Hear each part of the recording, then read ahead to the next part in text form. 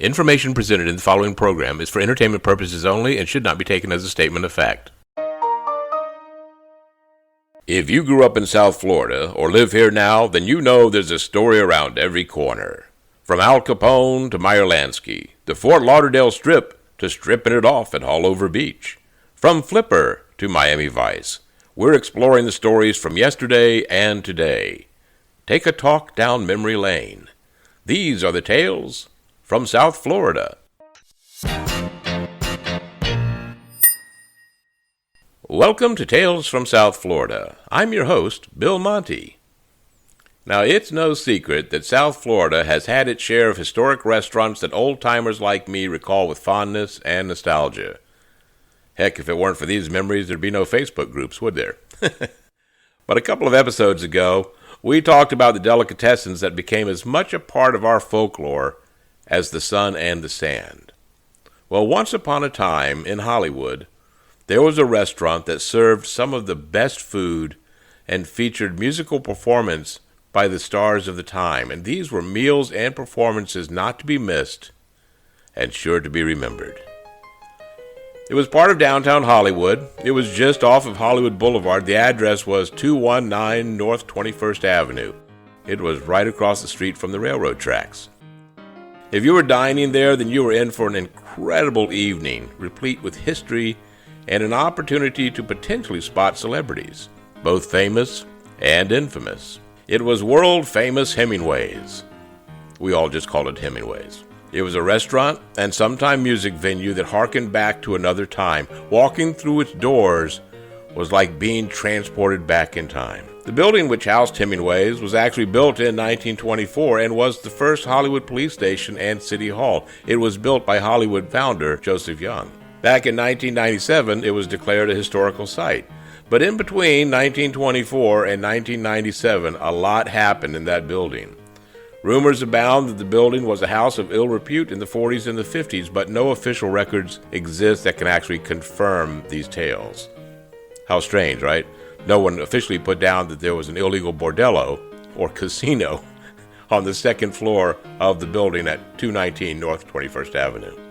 But official records aren't needed to verify that Hemingway's became the go-to restaurant in Hollywood, and indeed Broward County, indeed South Florida, from the late 1970s until well into the 90s. Sure, there were other restaurants that could claim similar feats. The Forge, Yesterday's, the Top of the Home on Young Circle in Hollywood, but none was grander than Hemingway's. If you didn't have a reservation or have connections or a crisp $50 bill that you didn't need, you would wait in line to enter. It was a line that often wove around the block. But once you got in, the celebrity watching began. Top politicians, city officials, every big shot in South Florida was there, as well as celebrities like Billy Joel and Madonna. While never my experience there, people said there were extravagant private parties with a lot of drugs, especially cocaine. Rumors also stated that the upstairs was either a bordello or a casino, depending on who told the story. I once worked at a store in downtown Hollywood. The owner claimed that the rumors were all true and that he had been there and seen it all. I have my doubts. Not about the rumors, but that this guy had seen it all. For me, I was at Hemingway's a few times when I was younger with my parents. After I got married, I went with my in-laws a few times.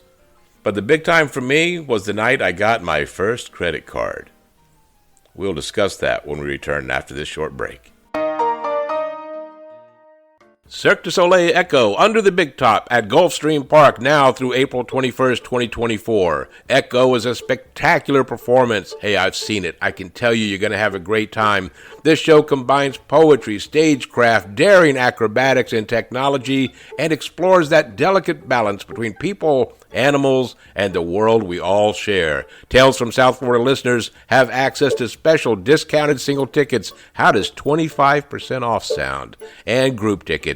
To learn more, join our Facebook page, Tales from South Florida, or write to us at talesfromsouthflorida@gmail.com, and I'll send you the link for that special discounted tickets. You'll be buying directly from Cirque du Soleil and not any third-party sellers. Cirque du Soleil Echo, Under the Big Top at Gulfstream Park, now through April 21st, 2024. Be there. Hi, Bill Monty here, and I invite you to join me for my podcast, Bill Monty's Guide for Getting Older. Each episode, I'll be talking about topics that affect older Americans, but don't worry, we'll keep it light, educational, and entertaining. It's not about being old. It's about getting older, and sometimes you need a guide to get you to where you're going. And that's me, Bill Monty's Guide for Getting Older, the podcast for young people who have been alive a very long time.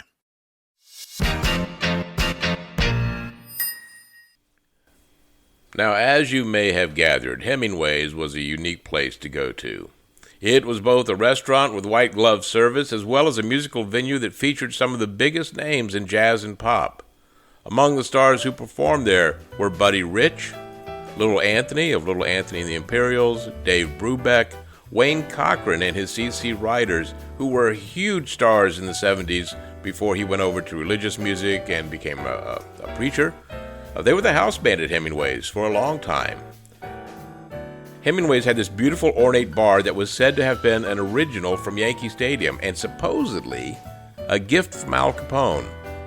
If that was true, it was a gift from a previous business because Capone died in 1947. Hemingway's wasn't around then. But the food, the ambiance, the entertainment, the legends made this the place to be for locals, tourists, for people coming from places all over the world. And when I was about 20 years old, I had to go there. It was sometime around 1977 that I got my hands on my first credit card, and just like that, the world was now my oyster. I could go experience life as an adult and wouldn't have to pay for it that night, but in some far financial future. Youthful naivete springs eternal, right? Oy. So with credit card in hand and accompanied by my best friend Paul, we headed out to a night on the town. After a couple of hours of, shall we say, dubious entertainment at first, we headed to the one place I really wanted to go, Hemingway's. If I recall correctly, we arrived after 9 p.m. The place was still packed from the dinner crowd. We were led to a table near the small stage where a middle-aged man, a pianist, and a drummer played and sang incredible jazz classics. The singer's name meant nothing to me then, but I would later discover that night that we were privileged enough to have enjoyed a performance by jazz legend Joe Williams. If you don't know the name, trust me, he was one of the greats. You may know him as Grandpa Al Hanks. This was a role he played on The Cosby Show when he was Cliff Huxtable's father-in-law. Williams also appeared several times on Sesame Street in the 1980s and the early 90s. But it was such a great experience sitting there listening to that music, and I think that was one of the times it helped amplify my love for jazz that I still have until this day. Anyway, we ordered. The food was delicious. Each plate came out that the normal garnish was 2 toasted pumpernickel garlic bread chunks. I think they were on a skewer. Maybe they were just on the plate. Can't remember. A sliced bell pepper circle, a banana, and a strawberry. They served the best French onion soup I have ever had. Until this day, never better than that. We stayed until after midnight, and I'm not sure that credit card ever recovered. While we were not invited upstairs to check out the many roomers, it was an amazing meal and an amazing night. One more personal memory. Years later, one of the regular performers was Tiny Tim. Yes, Tiptoed Through the Tulips, Tiny Tim. He played there for 1 week every year. I'm assuming someone owed him a big favor. Well, anyway, I was once called to an audition to be a part of his shows. Tiny Tim had a friend who had a robot, and he wanted to put that robot in the shows at Hemingway's. They needed an offstage voice for the robot. If I recall correctly, I got the job, but the whole thing fell apart as these deals often do, so alas, I did not get to be the voice of Tiny Tim's mechanical partner, nor part of the entertainment history of Hemingway's.